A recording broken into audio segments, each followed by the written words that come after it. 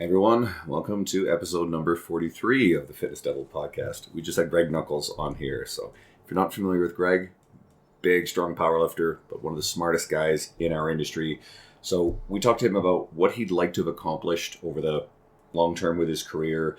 We get into a really detailed conversation about the possibility of more regulation within the personal training industry, how that'll affect trainers, clients.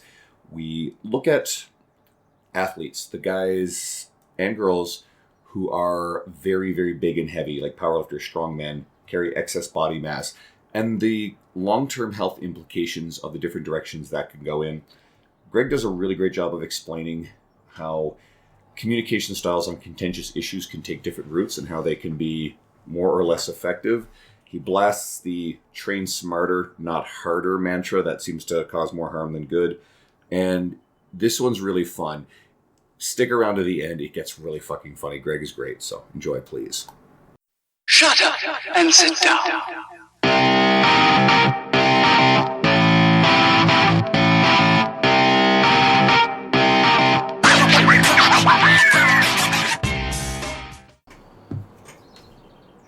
Hey everybody, joining us today is a man behind StrongerByScience.com. It was originally known as StrengthTheory.com, but we got Greg Nuckols here, so welcome, Greg. Thanks for having me. So I guess I better introduce you a little bit for anyone who isn't too familiar with you. In addition to being a pretty decorated powerlifter, Greg is among the fitness industry's most respected academics, researchers, and writers.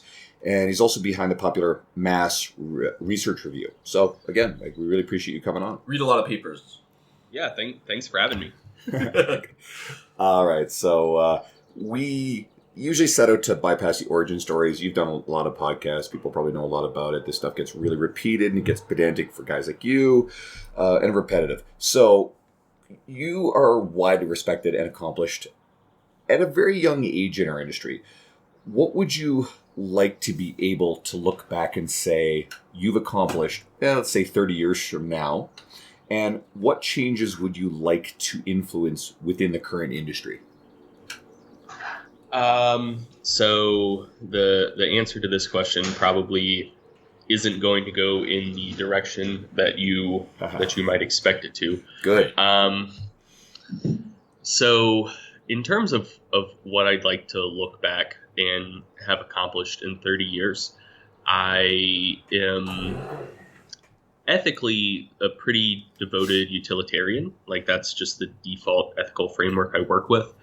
And so I think the stuff I do in our industry is important, and I think it's a net positive.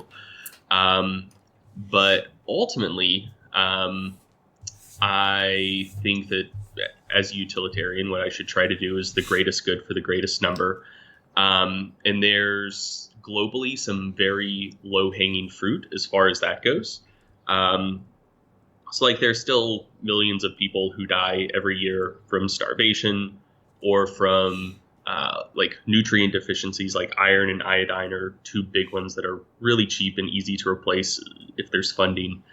So like, at this point, like, I live considerably below my means, and donate as much money as I can to good charitable causes.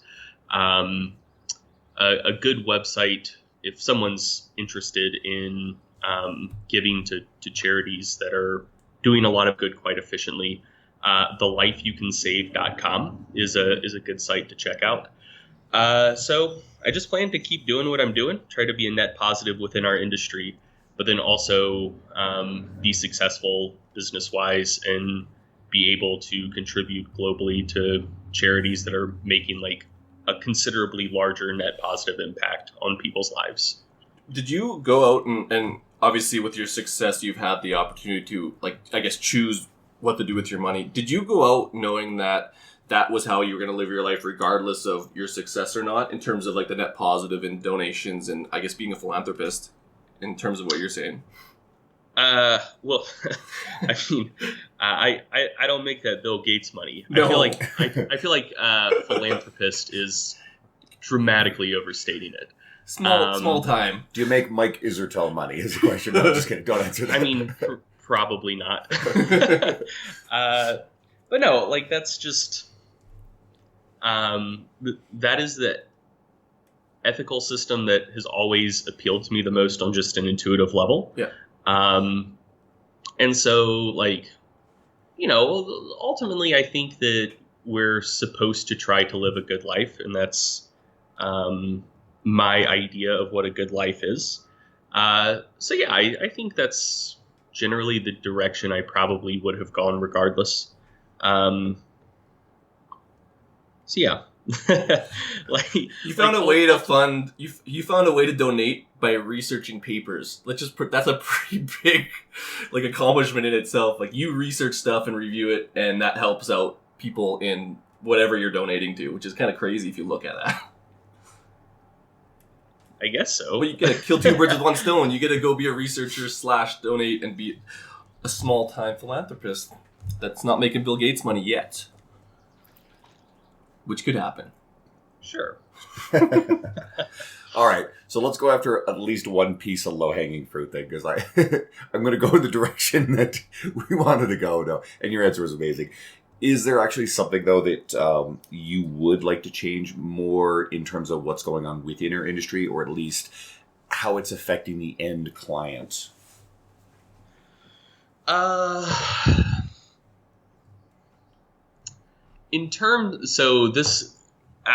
If memory serves, this might be something you're going to ask later in the interview. Sure. And this might be a controversial opinion, but I think just having higher standards for trainers and potentially going the licensure route would be short term. I think it would be a net negative. Long term, I think it would be a net positive, and probably not necessarily for the reasons that people would think. So short term, it would probably be a net negative because there are a lot of good people in the industry who know what they're doing and they're effective and they care about their clients and all of that, who wouldn't have whatever credentials necessary to qualify for licensure right away.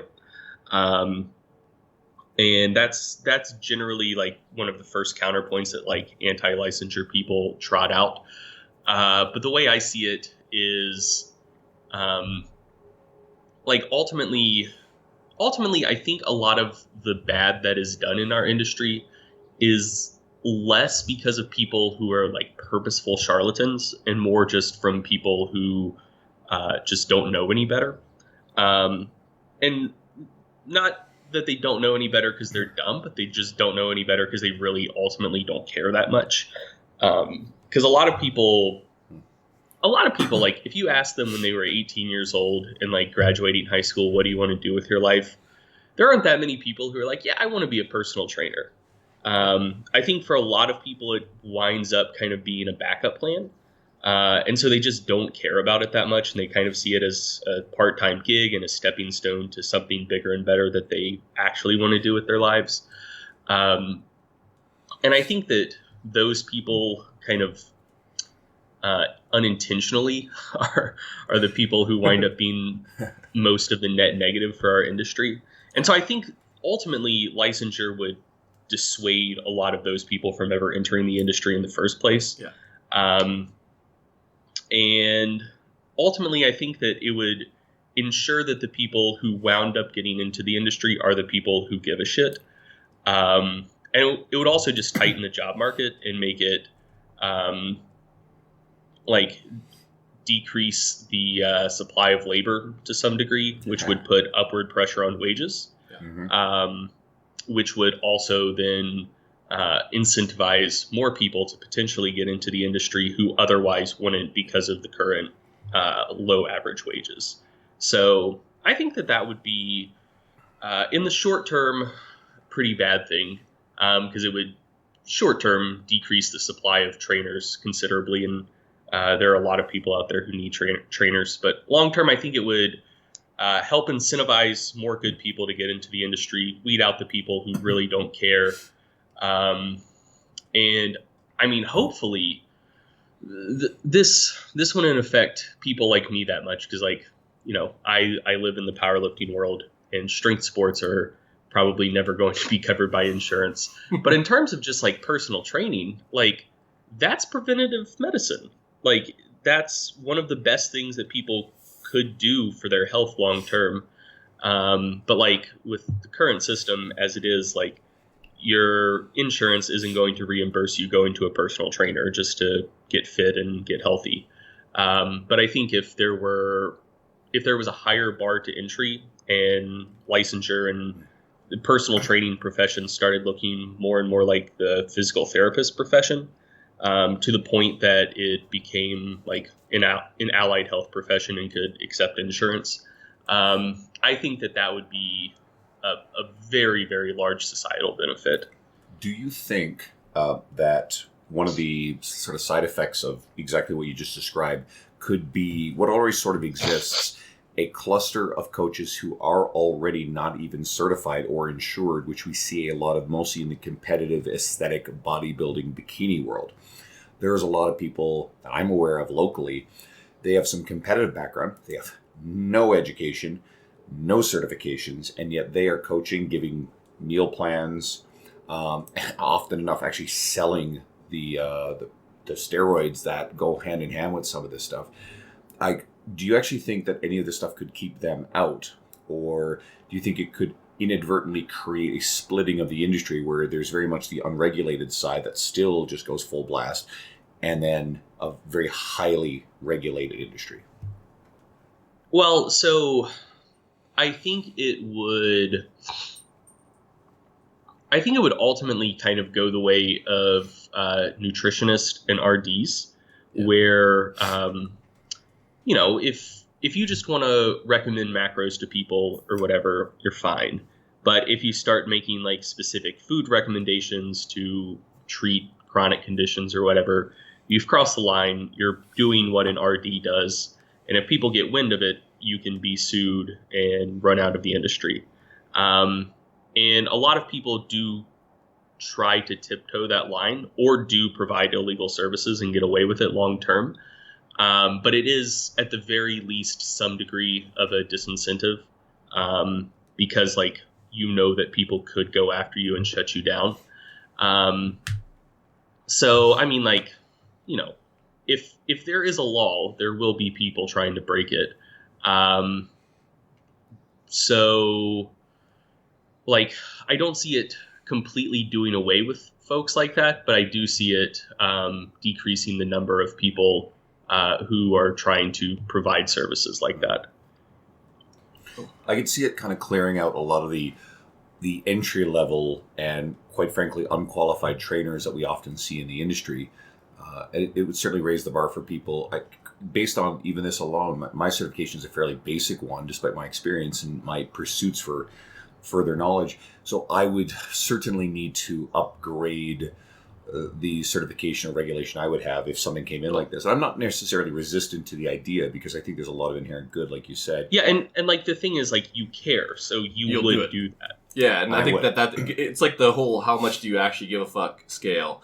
Because if the barrier to entry is larger, the people who see it as like the side gig or something they don't really care about, they can just get in there right now probably pretty easily over a weekend, where now they have to second guess, like, fuck, I got to actually put some resources to get there. And it kind of will just sift through the people who don't actually want it. And some people will get through the fall through the cracks, but I mean, it's just a better process overall for finding better people, I would say. Yeah.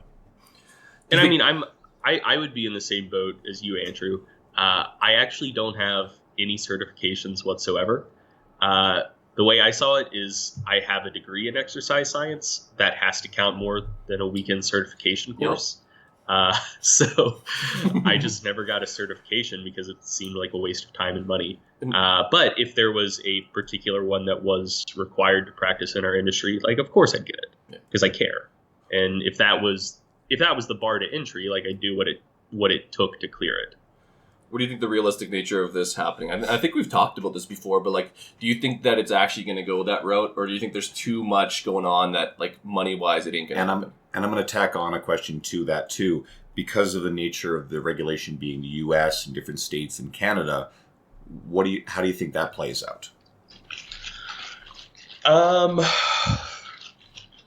I could definitely see it occurring in other countries before it occurs in the U.S. because we have a culture that's very anti-regulation of anything. Yeah, but especially now. Just recently, though, like within I think like the last 10 years or so, the athletic training profession went that route. So not like training athletes like strength and conditioning, but athletic trainers, like the people who would be in the training rooms and like on the sidelines of sporting events, offering like real-time treatment to athletes. That used to be a much less regulated profession, but it went the licensure route pretty recently and has recently become an allied health profession, and they can start accepting insurance and whatnot. And I kind of see them as, to some degree, the midpoint between like pure physical therapy and strength and conditioning. So I think there's some degree of momentum in that direction.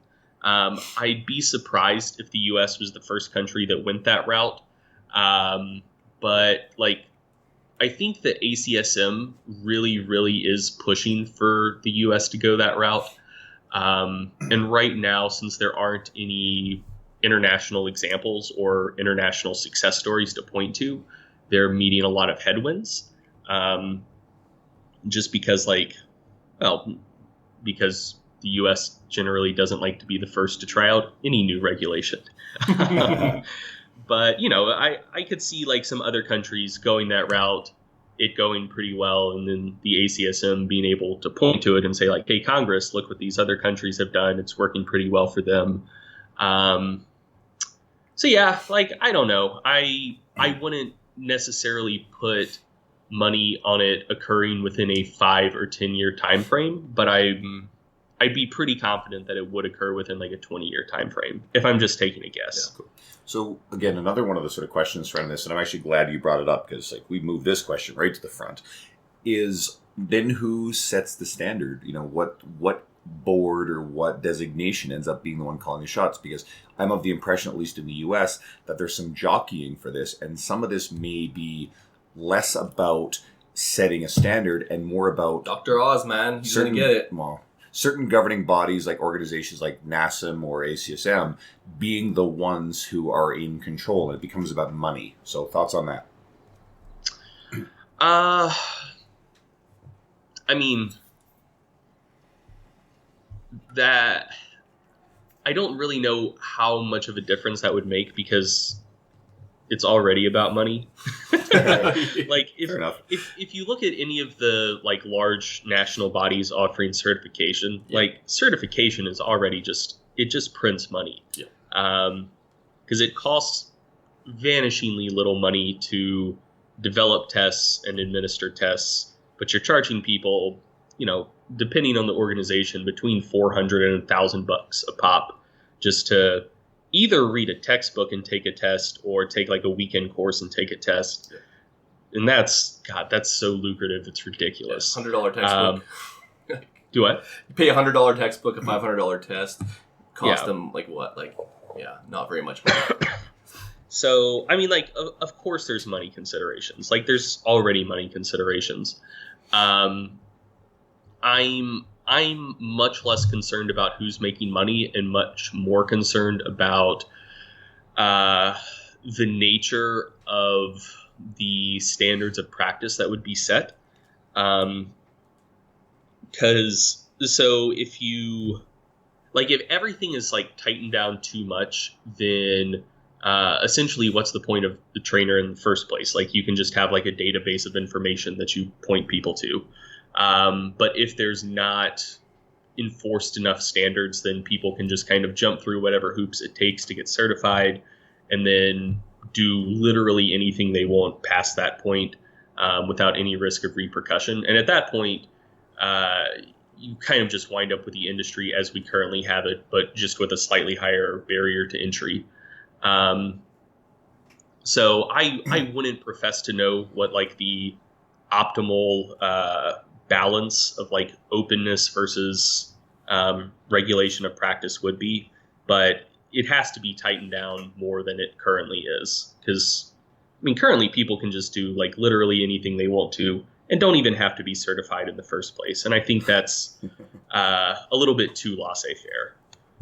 Yeah, no, that makes a ton of sense.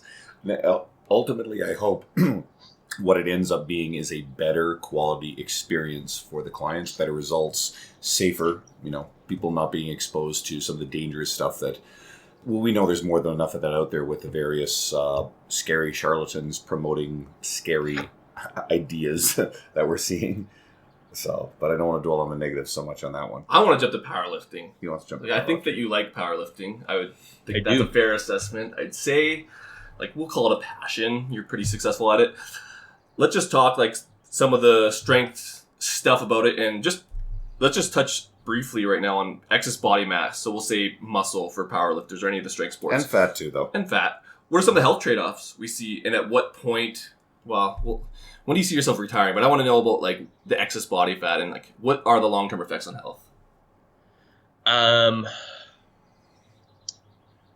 So I think this could go two different routes. So one would be maybe you compete at 275 or super heavyweight or whatever for a decade in your 20s and early 30s, and then you get out of the sport, you lose a lot of weight, and you live the rest of your life at a reasonable, healthy weight. So that's one path someone could take. Another path someone could take is, you're a super heavyweight, you compete at super heavyweight for 30 years, and that's the majority of your life. Or you're in the sport for 10 years, you get out of the sport, you stay super heavyweight, but don't actually keep training and competing. Uh-huh. I think that those two routes would have drastically different long-term risk profiles.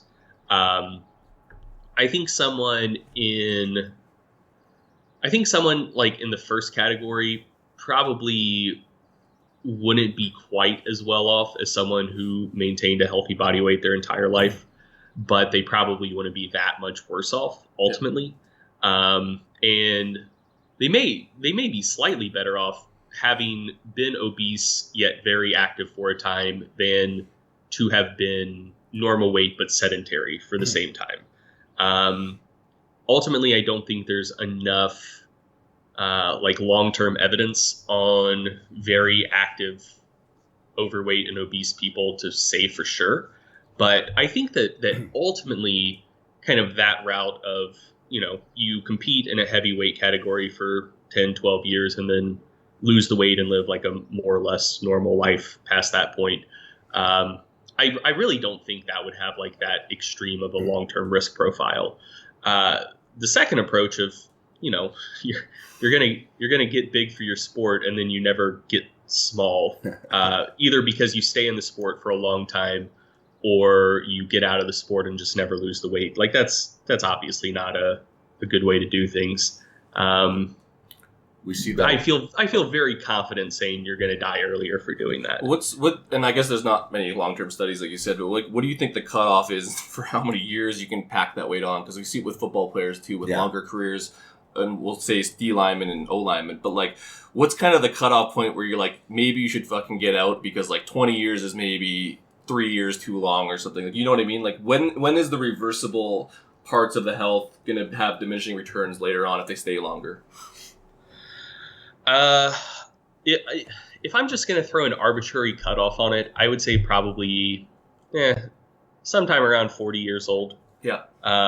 So using NFL guys as a point of reference, there was a study that came out pretty recently tracking heart disease risk in NFL players after their careers were over, and the strongest independent factor determining whether they were at increased risk of chronic disease or not is basically, do they lose weight when they get out of the league? Yeah. And most of those guys are getting out of the league in their early to mid 30s. And so, if they got out of the league and they lost weight, they tended to be pretty okay. If they got out of the league and they either didn't lose weight or continued to gain weight, that was a problem. Yeah. So I think we have some evidence from looking at NFL players saying if they're hefty in their youth, but then they lose weight when they get done playing, they're probably going to be okay. And then also just like if you look at metabolically when things start just naturally going downhill due to the just typical aging process, someone in their 20s should generally be okay. People in their 30s really aren't that much different from people in their 20s physiologically.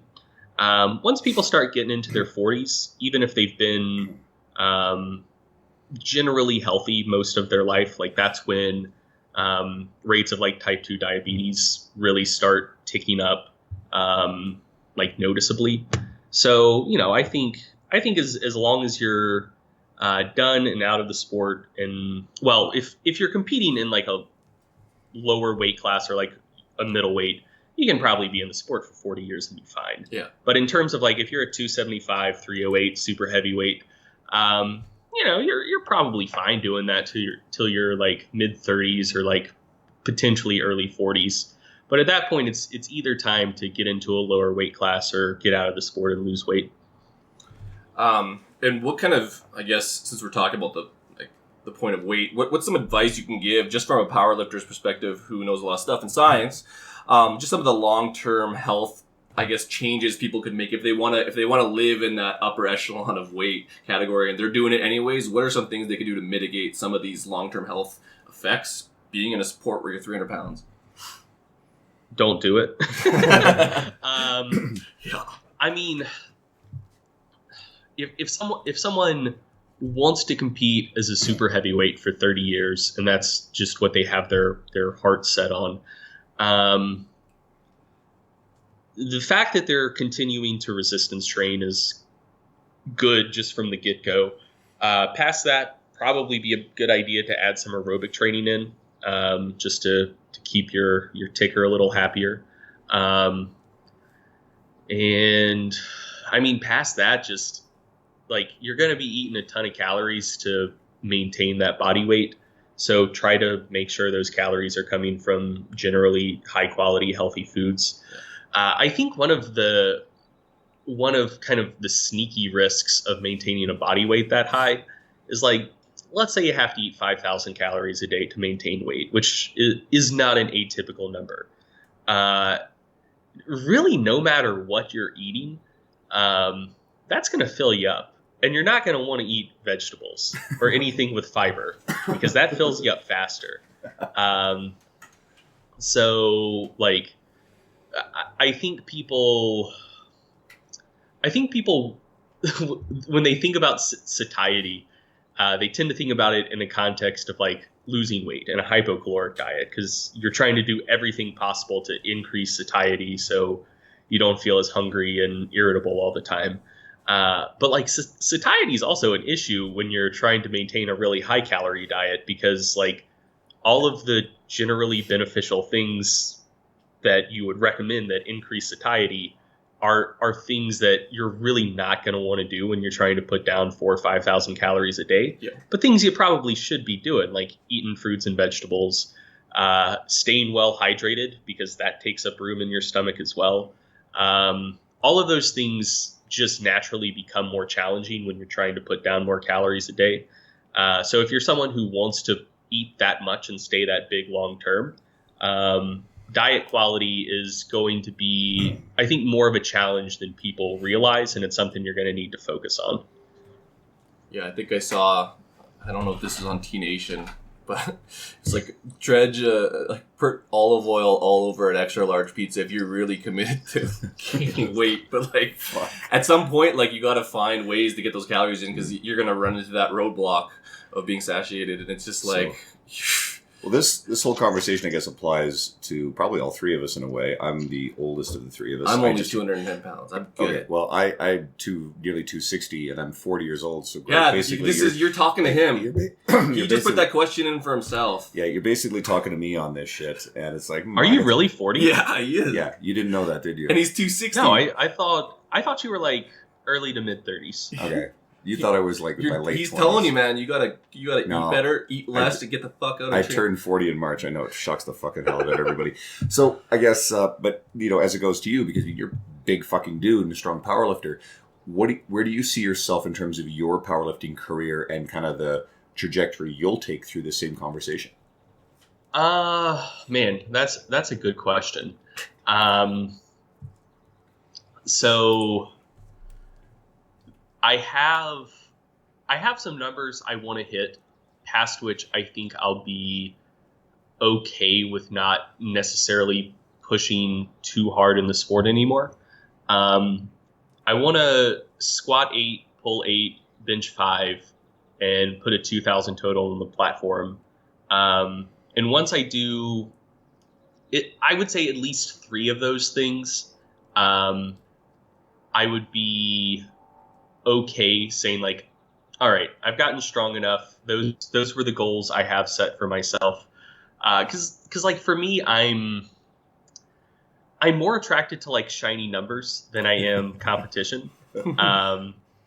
Like I have no motivation whatsoever to try to win an IPF championship, because like I like training for powerlifting, but I really hate sitting through powerlifting meets. Yep. And like you would have a hard time paying me enough money to like fly halfway around the world to do a powerlifting meet. And instead of paying me money, like I would be investing like $3,000-$4,000 in that, and like plane tickets and hotels. Like no part of that sounds appealing to me. But I am motivated by like nice shiny numbers. So like I feel really good about my odds of eventually squatting and benching 8. Slightly less good about my odds of pulling 8, but I think that could potentially be in the cards. But I never see myself squatting 9 or benching 6 unless I hop on gear, which I have no intention of doing.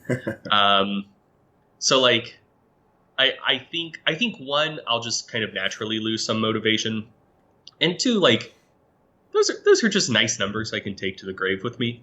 You put on your tombstone. And I'm getting a little bit antsy with the sport in the first place, because like I've been doing this for 12, 13 years now, and it's a really simple sport, and I just kind of want to branch out and try new things. So I want to hit those numbers, and then maybe give strongman a shot. Maybe do a bodybuilding show. Ooh, probably not. Fuck yeah. But just just explore different aspects of physical culture where I haven't invested as much time and energy to that point, so I wouldn't feel the need to push my body weight high to push my strength to the absolute top levels I possibly could. So yeah, like I want to hit a 2,000 total in the next 2 or 3 years, and then probably not be done with powerlifting forever, but at least be able to step back from the sport and not have to keep my weight where it currently is to do what I want to do. You didn't say CrossFit. I just had this image of you doing kipping pull-ups after that, but like, why not CrossFit? Yeah, man. I don't know. I just don't like it. You don't have to dignify that with an answer. I mean, like in a general sense, I'm a proponent of CrossFit. I think it's been a net positive thing for our industry. Yep. I have tried it, and I personally just don't enjoy it. It's hard. It's a lot of effort. Well, I was going to say, do you think that the fact that you kind of solidified yourself in the powerlifting world outside of just lifting, because of your research and because of the things you do on the side, that will make it easier to step away with your goals in hand? Because a lot of people have trouble stepping away from competition because it's their whole identity, but you've kind of immersed yourself in powerlifting outside of just the lifting aspect. Good question. Yeah, well, I don't know. I think from a business perspective, it would affect me less than it would affect other people. Yeah. There are a lot of people who don't even know I lift. Like because I don't talk about it on my website. No. And so unless you like follow me on Instagram, you would have no inkling that I actually lift weights. Like I get messages from people probably at least like once every couple of weeks, and they're like, man, I've been reading your articles for a while, and I thought like, oh, this is good stuff. This is a smart dude. And then I found your Instagram. Like, I didn't know you were actually strong. So I think that already applies to like a non-negligible percentage of my audience. So that makes sense. I think business-wise, I'd be okay. But I mean, more than anything, like I'd just be doing it for myself. I like I don't know. It's just been a long time, you know. Like I've put over a decade of my life into it at this point. I know I can still continue making progress, but I don't know if I can continue making enough progress to really warrant putting another solid decade into it. Absolutely. So I got that feeling, like I played football my whole life and then in college, like, so you get to that like 12, 13 year thing and like there is a decline if I'm not going to pros, like you're going to decline. And so like depending on your personal preference, like if I'm not getting better, I'll just get out because it's the whole point, the process, but like at some point it ends. And I think for you, it sounds like it's been a long time. Yeah, like I don't have any interest in being like 50 years old and trying to like match my old Wilkes on like an age adjusted basis. You know, like if I'm not improving in an absolute sense, I just lose interest. Yeah, that's a shiny numbers thing. Because the shiny numbers are going downhill at a certain age. I never was a competitive powerlifter. I liked, big lifts or whatever, but I haven't attempted any of my maxes on the big lifts in a few years. It doesn't really appeal to me. I still maintain some pretty good stuff. I don't deadlift much. I just don't really give two shits about it. I like to squat. I'll do it twice a week. But I just lift to just stay in good shape and look a lot younger than I am. So that makes me happy. Do they have any studies on gingers and like them looking younger than they are? I don't know if there's any data on that. Greg would probably know better than me. I doubt it very much. Probably not. No idea. Probably not. That would be a bad study. So off topic, we just recorded an episode, and by the time people are listening, that it will have been out for about a week. It's with Louis Guarino, and so he just posted. I said we were recording with you at this moment. And he said to say hi, so Louis wanted to say hi to you. And tell Louis to get his tail back to the fitness summit. Yeah, we were actually talking about that on air. So unbelievable. I know, right? Selfish. He just moved to Toronto, he's been in Toronto for 2 years, but just kind of went back. Yeah, getting settled away there. But actually, so I'll pivot into something else that you wrote, and I fished through your social media for some really good stuff to talk about. But you recently wrote a post about communication styles on contentious issues, and asking if people use a style that would most likely persuade persuadable members of the other side of the discussion. Or do you communicate in a style most likely to score points on your own side? The former seems more effective, yet many choose a latter route. Why? And what did you hope to showcase with this conversation, this post? I had a few different audiences in mind in writing that. Mm-hmm. So I tend to get pretty frustrated with the like quote unquote evidence-based side of the fitness industry, because like when I see people who have rose to prominence in our little corner of the industry, nominally they say like, oh, we're trying to spread science and fight back against the bullshit, but when you see how they actually like communicate about people they disagree with or to people they disagree with, it tends to be like either just wall of PubMed links, or just like trolling and condescending. Yeah. And from that, one can surmise a couple things. So either one, they care about science and evidence when it comes to nutrition and fitness, but they don't actually care about science and evidence when it comes to persuasion and rhetorical styles, because there is research on that, and what they're doing isn't the best way to persuade or change minds. So that's one possible conclusion you could come away with.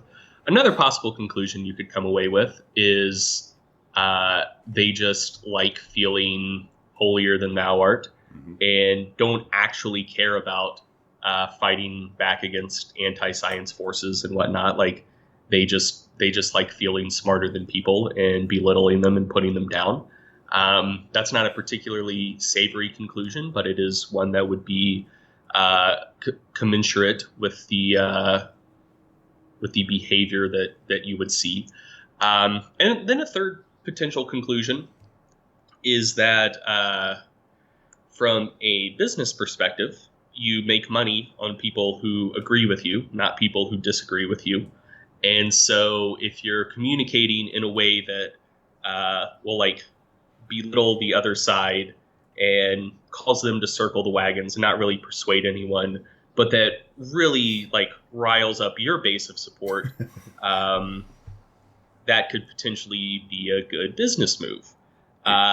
So I can think of a lot of examples of people that we know personally or in our industry who do shit like that. I just like the way you explained it. It's very scientific but true, and I think more people need to hear it like that because it would stop that shit.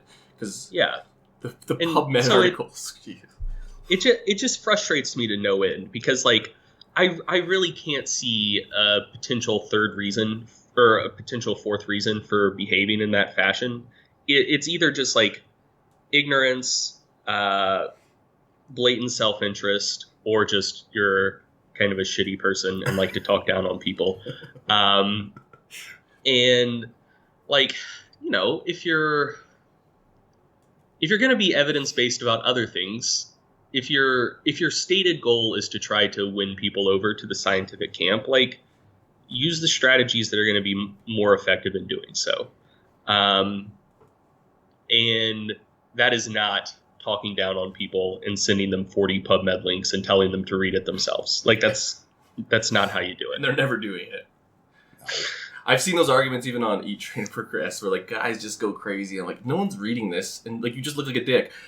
And they might not even be dicks, but it's like you said, it's that quick judgment your brain makes. Like, man, this guy's heated up. Like, why is he so heated up? We're talking about normal stuff, and it's just that perception because they may have good intentions, but that communication barrier, they definitely didn't get what they wanted across, which was basically to produce that message and kind of persuade them. I feel like a lot of what we see, and I can think of some examples, I won't say them specifically, but some people we know and people I like, what they'll do is they'll say something, and yes, it's meant to speak within their own ideological echo chamber.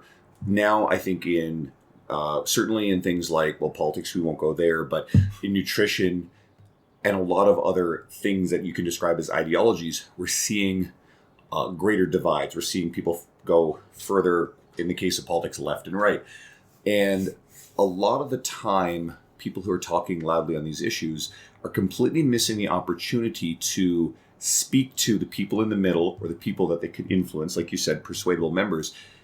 Instead, they really seem to be more interested in scoring points within the echo chamber.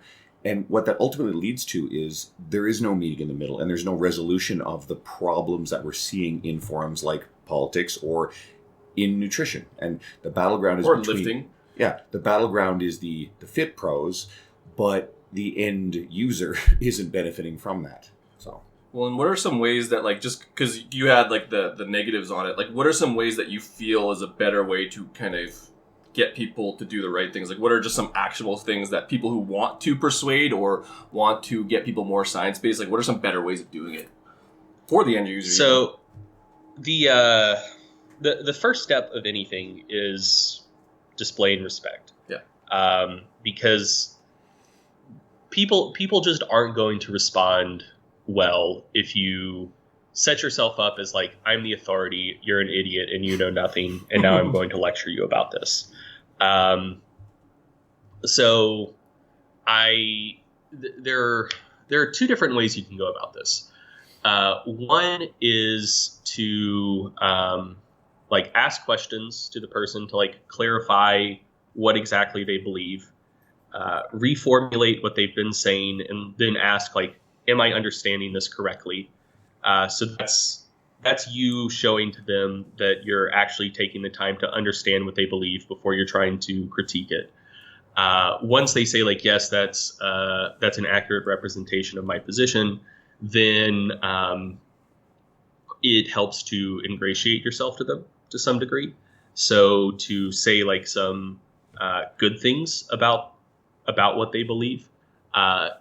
Occasionally that's difficult. So if someone's like anti-vaxxer, not really that many positives you can say. But like, for example, let's say that this is a debate about like the carbohydrate insulin model of obesity. Easier. You could say like I totally get where you're coming from. Like, here are the like logical steps in your belief system. I can totally understand like why you would think this. And I can understand why this would be beneficial for some people, because like you're cutting out a bunch of junk food, if you're cutting back on refined carbohydrates, blah blah blah. So you demonstrate you understand what they're talking about in their position. Then you say you find some good things to say about it, so they're not perceiving you as like a warrior who's fighting against them, but more as someone who is, approaching them with mutual respect and trying to maybe guide them in a slightly different direction. And then at that point, once you've done that, then you can start, leveling some criticisms, but doing so again in a constructive and respectful way. And once you've gone through that process, they'll hopefully realize that you're not just attacking them, but more like trying to have a respectful conversation. And just like, going through that process and treating people with respect is going to make them more likely to actually listen to what you have to say, instead of just waiting for that comment to pop up on their screen so they can attack you right back. I'll admit that's not a process I came up with. I originally got it from Daniel Dennett, but I'm sure it existed long before him as well. I was going to say, it should be a book. A book, How to Convince an Anti-Vaxxer. Persuade. Then the other process you can go about is kind of the Socratic method. And there is actually research looking at this and its effectiveness, and it works quite well. So essentially, like, if you know someone holds a position, and you know that there is some logical gap within that position, that like when someone's made a faulty leap of logic, that's like required for them to wind up in the position they're currently in, you can just take a Socratic approach with it. And again, like, treat them with kindness, treat them with respect, but just like when they state their position, be like, oh, that's really interesting. So why do you think this? And then when they explain that, see if they'll take it back a step further and a step further. And you're not doing this like 20 questions. You're not doing it like you're interrogating them. Like, you're approaching it either with genuine interest, or at least you're feigning genuine interest. And then hopefully, like, when they finally come to the step where there's some huge error they're making, then in a perfect world, they'll realize it for themselves.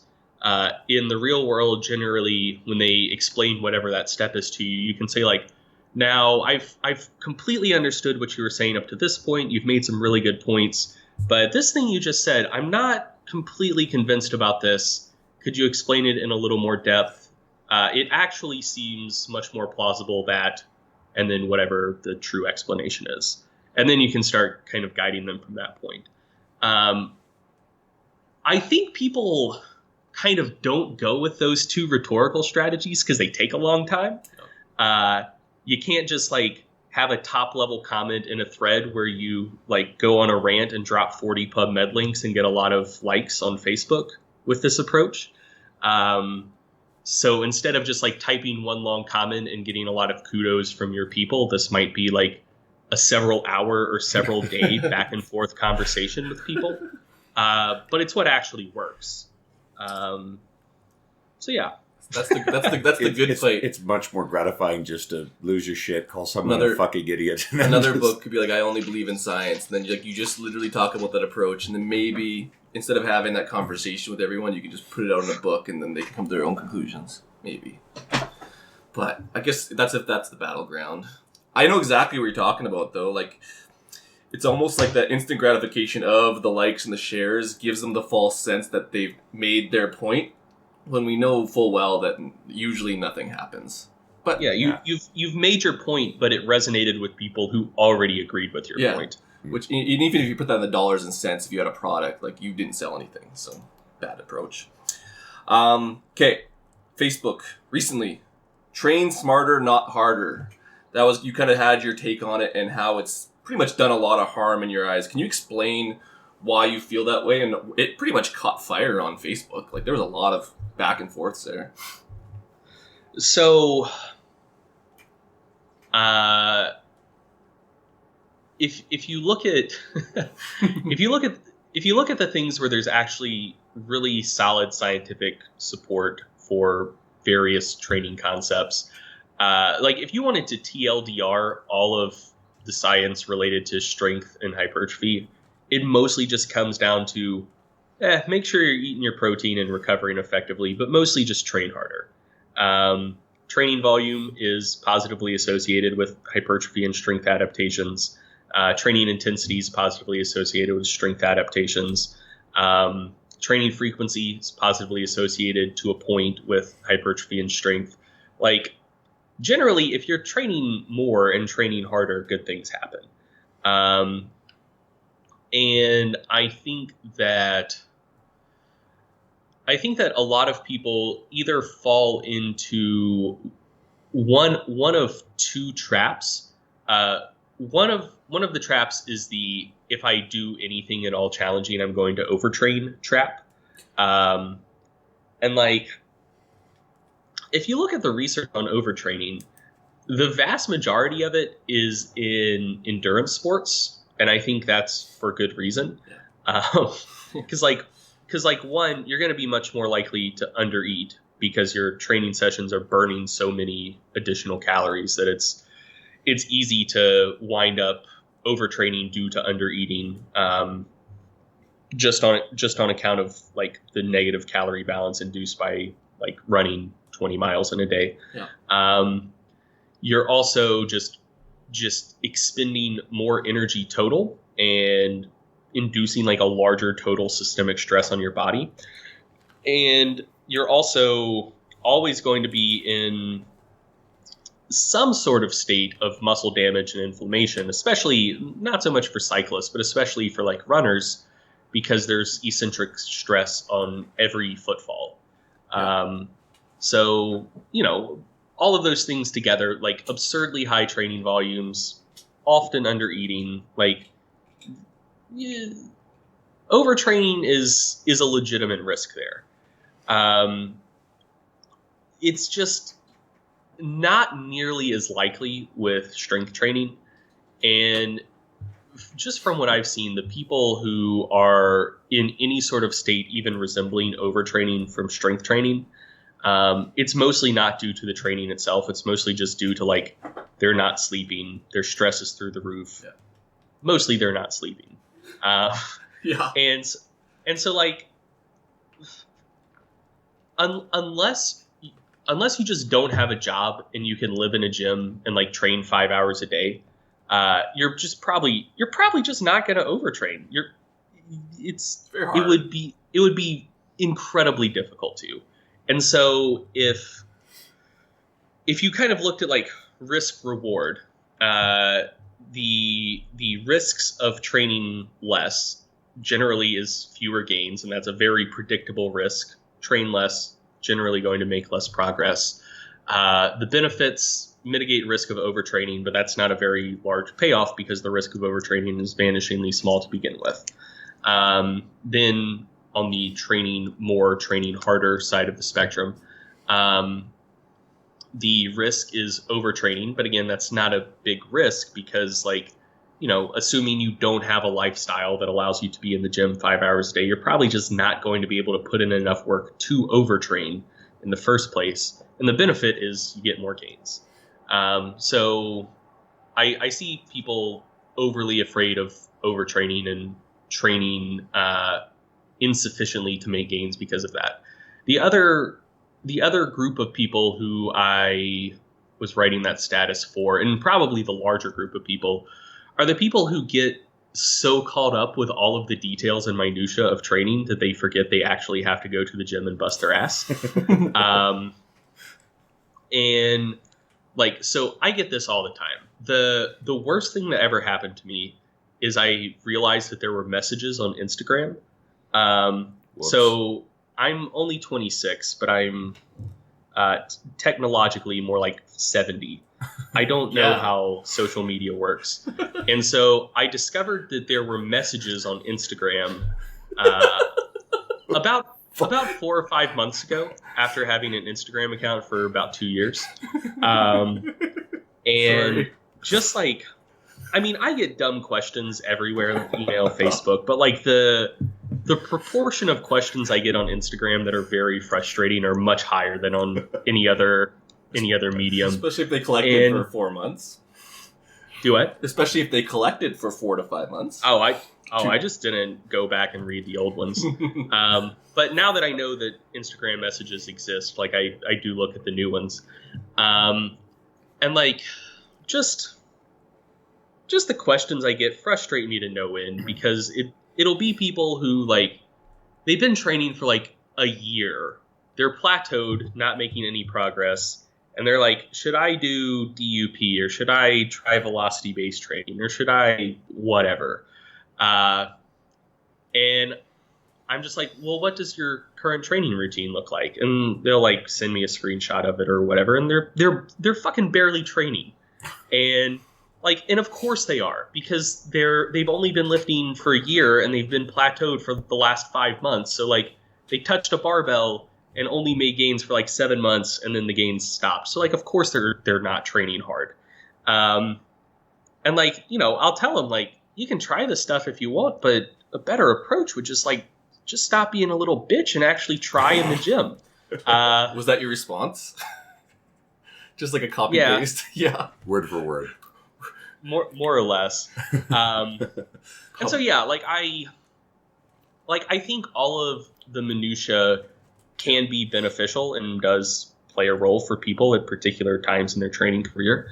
But the foundation of all of it should just be like, have you acclimated yourself to hard work? Are you used to working hard? Do you expect to work hard? And I think that should be kind of like the foundation for everyone. So like, in terms of a checklist of what you need to do when you first start training, 1, get your technique down. Make sure you can lift weights without jacking your shit up. 2, just get comfortable with hard work. And once you got those 2 things down, you got a good foundation, and you can kind of go on your merry way and find your way through this crazy world of lifting weights from there. So don't be a little bitch. But yeah, I just see way too many people get way too caught up on the minutia before actually like figuring out that, oh, I actually need to train hard if I want to make gains. Well, it goes to that, like, not everyone's goals is going to be to, like, be that level where they have to actually put in, like, the real work after effect. Like, low-hanging fruit, people can get to a spot they like, but the people that are asking you have, like, they want to bench 400 pounds and they're pissed off they got stuck at 225. Like, if that's your goal, yeah, like, get your shit together. It ain't that easy. Like, it's not that easy. And you know what? Be patient too, because like it's nothing like having like a 20-year-old who wants to be Arnold, and all of a sudden, next thing you know, because they're not growing fast enough, they jump on the pharmaceuticals at 20 years of age. Like, sweet Jesus, like actually be willing to put the time and effort into. Yeah, but they could sleep better. That's probably the best advice of the whole thing. Is like a lot of people, even if they think they're putting in the work, they don't have any of those other aspects, which I wouldn't even say is minutia. Like sleeping has a huge effect on all the other shit. No, sleeping, nutrition, those are big rocks. That's not the little stuff. Yeah, for sure. Fucking get your 8 hours of sleep. That's what, and stop being get your sleep, stop being a little bitch, right? Okay. Yeah, and then don't give them lots of... You two can call people little bitches. If I did that, oh my god, people would... I wouldn't say that to their face. No, like Greg probably didn't either. He probably said it really nicely. He can get away with he it. Used the methods he talked about. He can get away with it. So we already you had the 2-day conversation, but you got through to him. We already asked about the personal training and regulation stuff. That was really good. So what do you got? You guys had let's have a backstory to this. Like I was totally... I don't drink that much. Like Kansas City when we were all there, like I was pretty drunk. I don't know how drunk you were, but I was like spitting off like, let's not talk about science. Greg is... Actually, I'm not sure. Greg could be more like, say, Dean Somerset, who goes down there and will have like 2 beers and then he's good. Or I probably you could came just off really, like totally. really hide the fact that, you know, you're completely obliterated like more Andy Morgan. Andy was like, his eyes looked like two piss holes in the snow, as a Newfie Well, saying essentially, I was like, "Oh, you're coming to the podcast." Like Andrew had already talked to you, and I was like, "Man, let's like talk about some shit that you want to talk about." Like blah blah blah blah blah. I don't know. I was probably saying some stupid shit, but I'm like, "Let's talk about something you've never talked about." And then you're like, you wrote into my phone because you didn't want to explain it to me, and it said P curve key to the file drawer, and I'm just gonna by Simonson. And that's what you want to talk about after everything. I don't know if you remember it, but you're like, that is the one point I want to fucking talk about. I'm interested in it. But I had no idea what it was, so I had you write it down. And then I looked at it the next day, and I still don't know what it is. And I wanted to not look it up just so you could tell us about it. Okay, sure. It's too easy. So,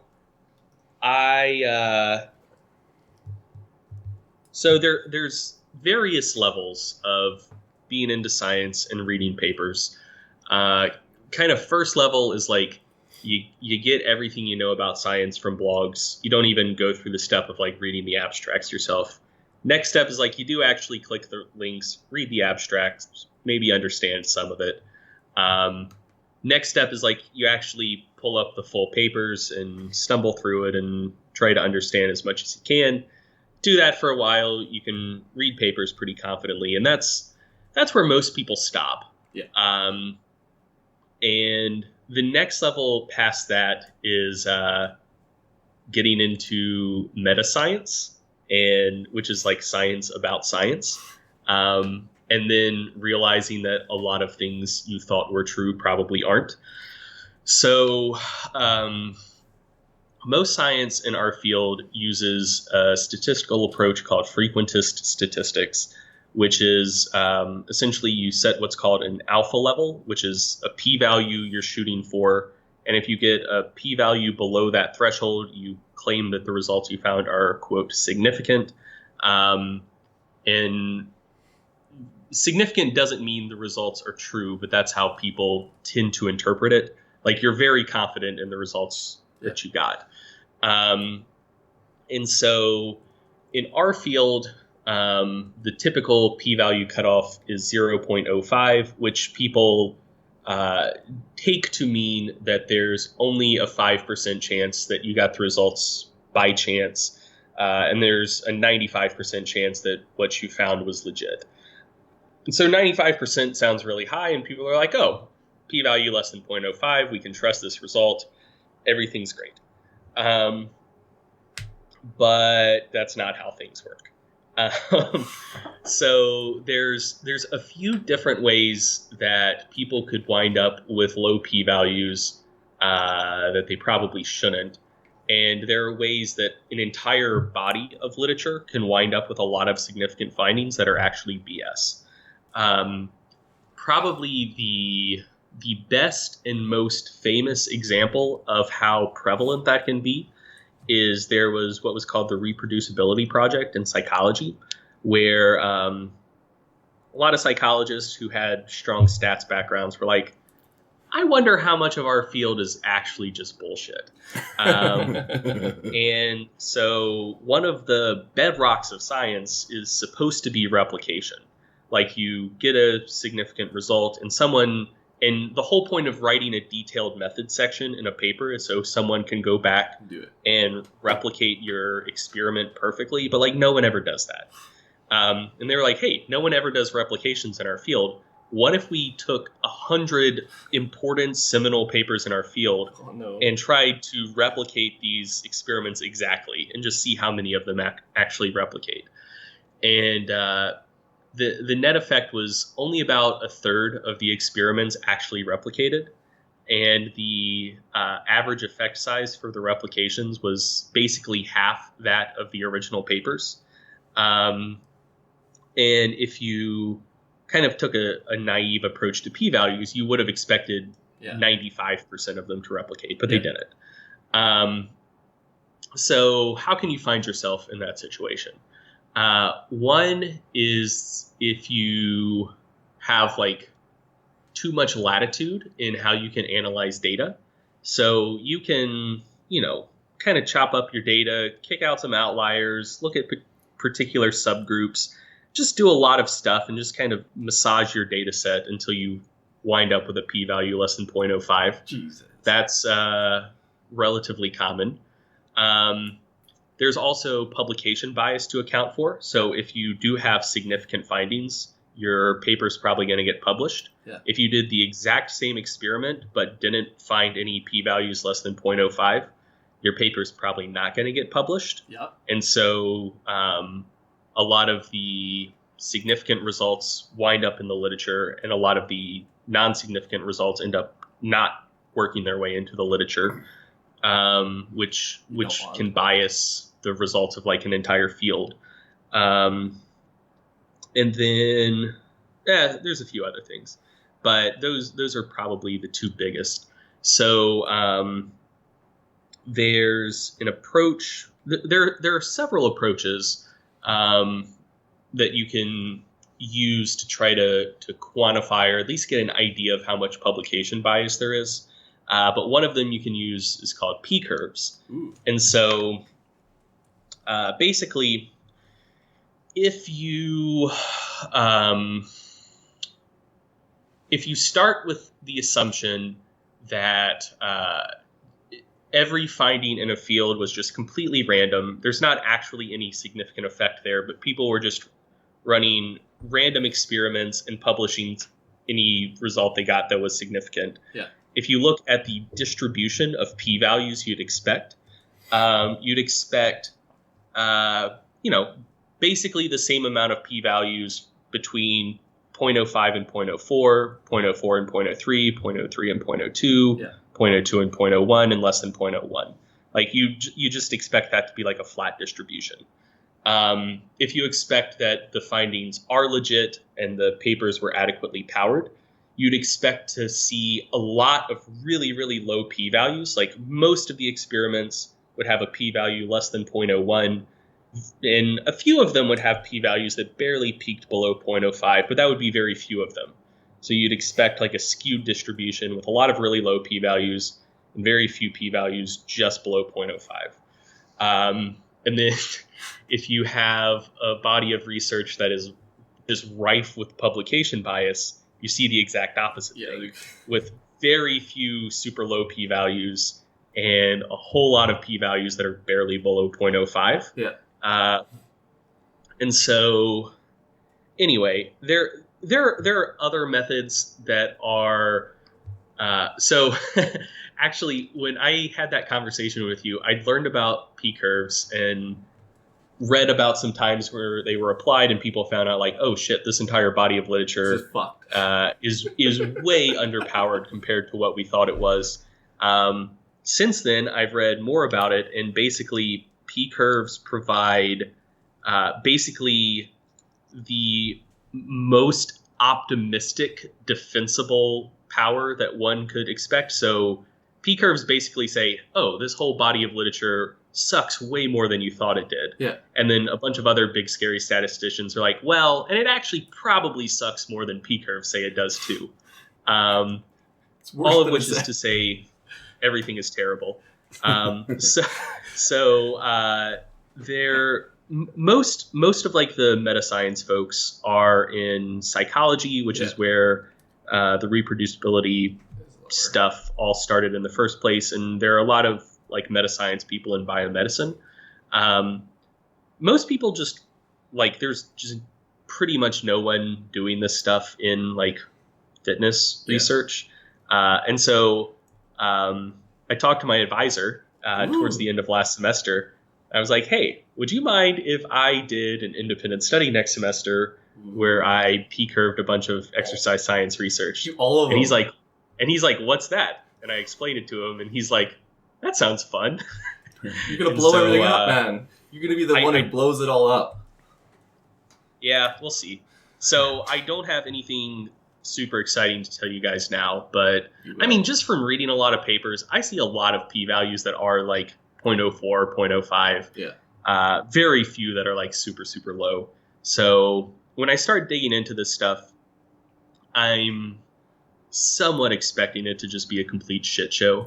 But I'll have more details about that in December. Don't piss off any friends, because that I was gonna say, like, are you gonna get James Krieger? Are you gonna get Brad Schoenfeld? These guys to come on board with you with this stuff, or get them all on board Breck first. Contreras? No, probably not. Because the thing is, so one approach to using P curves that would absolutely piss people off, but would be a really good approach to it, is like when people come up for tenure. Yeah. And you're evaluating the work they've done to that point, just P-curve their research and see if they're doing good stuff or just P-hacking and a ton of publication bias. Like, the Grim Reaper. You'll be the Grim Reaper. That would be a very good use. That's not what I'm going to be doing, though.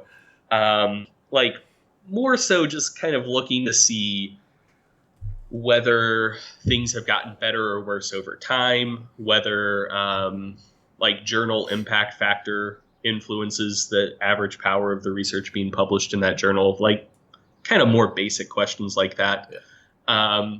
But it does distinctly have the potential to piss people off. Yeah. And I'm not going into academia. So if I piss people off, that's fine. Like there's no realistic consequences for me whatsoever.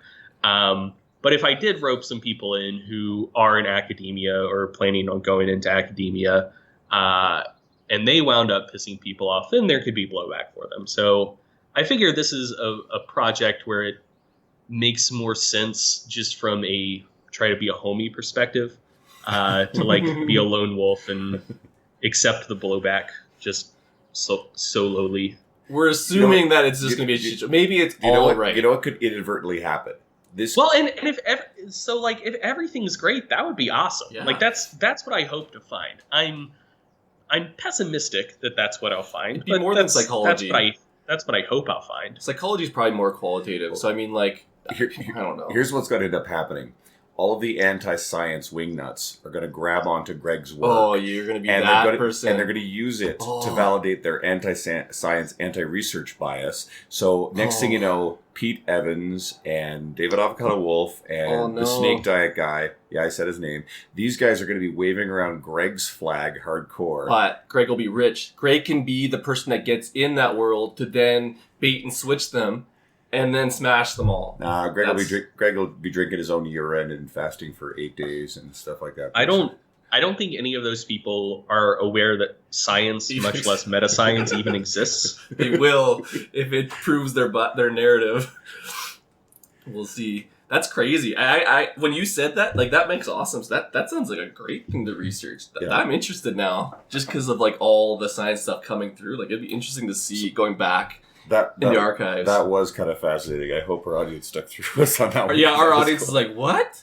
That makes sense, though. If you go back and play that makes sense. Basically, we probably got to warn our core audience that you are one smart motherfucker, so they better buckle in, right? Give them the book one. Yeah, so being a man of science and research, that's how I wrote it. I hope you actually find time to read other shit. No research papers. Yeah, so don't give us a research paper answer. As we ask each guest, do you have a book of any genre you found influential and wish to share? Gonna give you two. Good. Awesome. So I'm really into cooking, and the book The Food Lab is hands down the best cookbook I've ever used. The guy that writes it is just like a big nerd. And whenever he wants to cook a dish, he'll try 50 different permutations of it to find the best approach. So The Food Lab is a really, really good book. And then also, I am really into Lord of the Rings. Okay, nice. Thank God someone gave us that. So not just Lord of the Rings and The Hobbit, but the Silmarillion, all of the backstory, everything. I haven't reread that recently, but I've read through the main trilogy 5 times and all of the background stuff at least twice. Jesus, that's good. I would expect that. I was waiting for someone to give us Harry Potter, Lord of the Rings, or Game of Thrones, or something, because no one wanted to dish out what they actually read. Lord of the Rings. I was given the old soft covers that my dad had when he was growing up. And I must have read those things when I was about 7 or 8 years old, which is pretty heavy reading for a kid that age. But they were fantastic. When the movies came out, I was really happy with how vivid they recreated what I imagined it to be like. At the time in which they did. Yeah, it's pretty amazing stuff. Cool. Where can people find you? Like, what's the best way? Like, obviously, you're not answering Instagram messages. No, actually, I want people to go onto his Instagram and send really stupid questions. Ask him stupid questions on his Instagram. Where do they find you? Where do they consume Greg? What are the things that you want people to hear about? Here's the other thing that pisses me off about Instagram. So, like, if I post something that's, like, tangentially related to training, and you have a training question, fine, whatever, ask it there. If I post a picture of my dog, who's incredibly cute, don't fucking comment on a picture of my dog asking me a goddamn training question. That's not the time and place. But people do it all the time, and it makes me so angry. It's actually probably your friends. They probably know that pisses you off. They have all these fake accounts. It's gonna get worse. Just like random people. Anyway, that's a fair thing to get mad about. Like, leave me and my dog alone. Like, give me some comments about my dog. Yeah, I should respond to those comments as Oswald and just random woofs and arms. Just be like, sorry, I gave the phone to my dog. I have this. So go ahead. If you want to read things I write, most of that stuff's on strongerbyscience.com. Social media, most active on Facebook, also on Instagram. I have a Twitter that I barely use. And for the time being, until I get out of school, I don't have too much time to write for my website. So most of the stuff I write winds up in mass, monthly applications, and strength sport. Monthly research review I put out along with Eric Helms and Mike Zordos, covering all of the recent research that's going to be most useful and relevant to strength and physique athletes. So that's strongerbyscience.com/mass.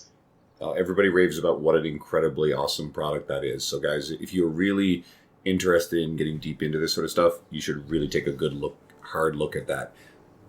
I'm going to P-curve all of it.